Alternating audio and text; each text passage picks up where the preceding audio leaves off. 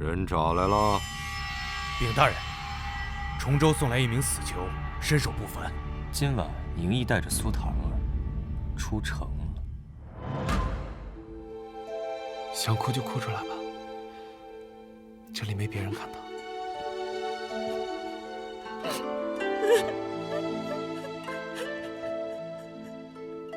李恒，明皇不褪色了，苏家会败在我手上。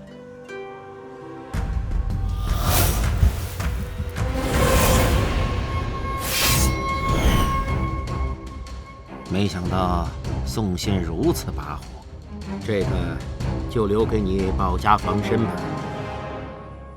英兄，这是何意？这盘棋，乌兄可从来不是旁观者。